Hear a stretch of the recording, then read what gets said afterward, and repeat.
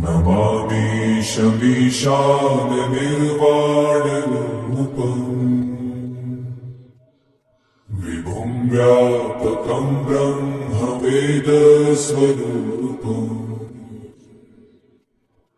निजं निर्गुणं निर्विकल्पं निरीहम्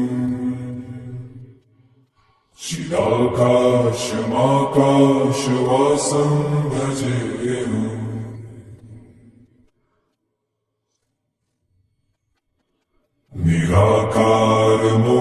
निराकारमोङ्कारमूलं तुरीयम्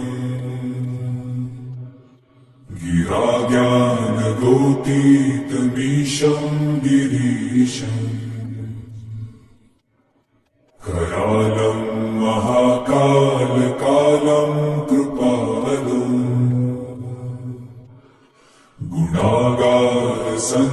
गुणागारसंसारपारं नतोऽहम्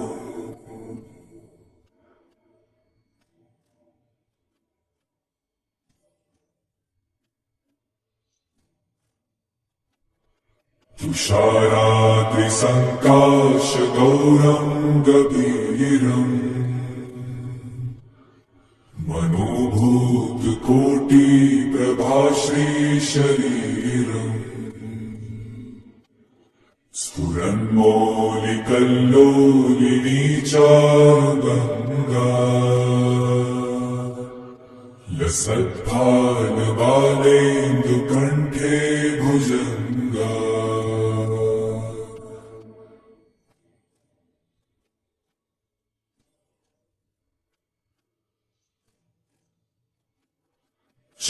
चलत्कुण्डलं भ्रूसुनेत्रं विशालम्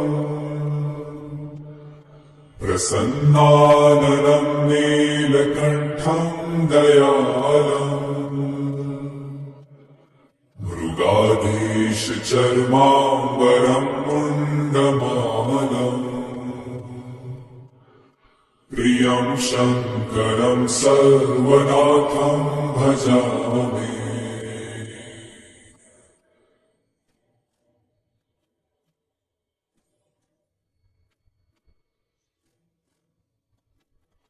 प्रचण्डं प्रकृष्टं प्रगल्भं परेशम् अखण्डम् अजं भानुकोटिप्रकाशम् त्रयशूलनिर्मूलनं शूलपाणिम् भजेऽहं भवानीपतिं भावगम्यम्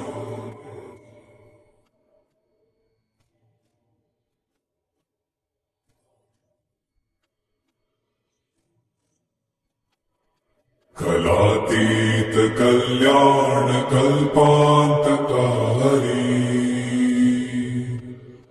सदा सज्जनानन्ददाता पुरारी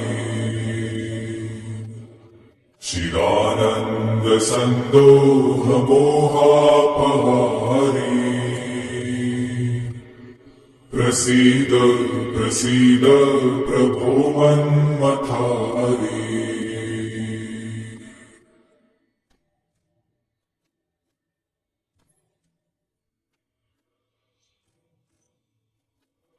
न यावत् उमानाथ पादारविन्दम् भजन्ति ह लोके परे वा नराणाम् न तावत् सुखं शान्तिसन्तापनाशम् प्रसीद प्रभो सर्वभूताधिवास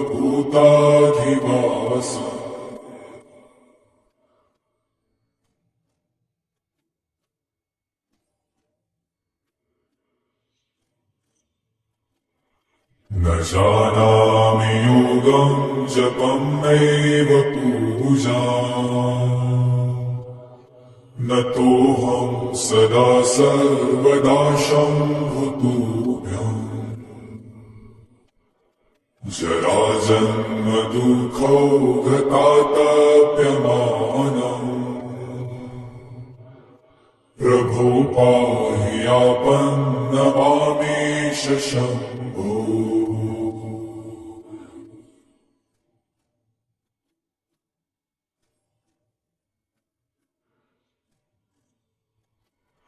नमामीश विषादनिर्वाणरूपम्